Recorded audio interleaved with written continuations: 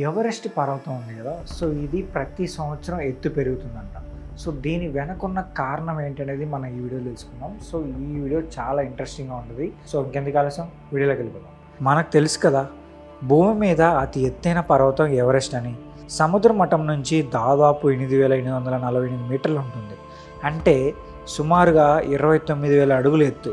కానీ దానికంటే ఎత్తైన పర్వతం ఎందుకు ఉండదు అంటే, ఇక్కడ భూమి యొక్క కొన్ని రూల్స్ అయితే ఉన్నాయి.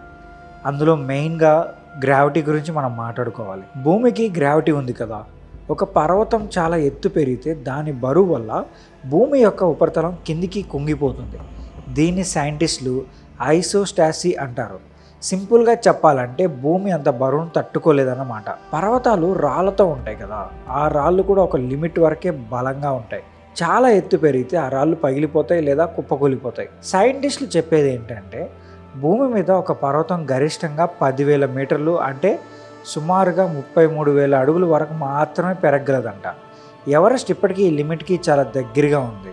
అంతేకాదు, పర్వతాలు ఎత్తుగా పెరిగిన గాలి, వర్షం, మంచు వల్ల కోతకు గురవుతాయి. ఈ కారణంగా కూడా వాటి ఎత్తు అయితే తగ్గిపోతూ ఉంటుందంట.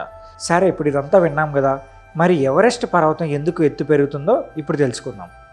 హిమాలయాలు ఎందుకు ఏర్పడ్డాయంటే, భూమి యొక్క 2 భారీ టెక్టానిక్ ప్లేట్స్, ఇండియానా ప్లేట్ మరియు యూరేషియన్ ప్లేట్ ఒకదాంతో ఒకటి ఢీకొట్టుకున్నాయి. ఇండియానా ప్లేట్ యూరేషియన్ ప్లేట్ కిందికి జారుతూ పైకి ఒత్తిడి చేస్తుంది. ఈ ఒత్తిడి వల్ల హిమాలయాలు, అందులో ఎవరెస్ట్ కూడా కొంచెం కొంచెంగా ఎత్తు పెరుగుతుంది.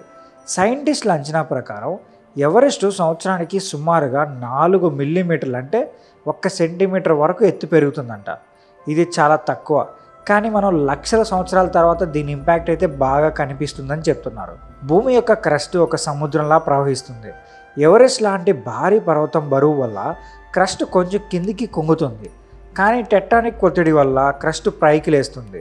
ఈ బ్యాలెన్స్ వల్ల కూడా ఎవరెస్ట్ కొంచెం ఎత్తు పెరగచ్చు అని చెప్పి సైంటిస్టులు అయితే చెప్తున్నారు.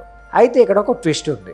ఎవరెస్ట్ ఎత్తు పెరుగుతున్న గాలి, వర్షం, మంచు వల్ల పర్వతం కోతకు గురవుతుంది కదా, ఈ కోత వల్ల ఎత్తు కొంచెం తగ్గుతుందని కూడా చెప్తున్నారు.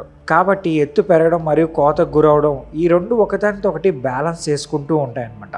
సో ఇదన్నమాట ఎవరెస్ట్ పర్వతం ఎత్తు పెరగడానికి దాని వెనకున్న రీజన్ అయితే ఇది.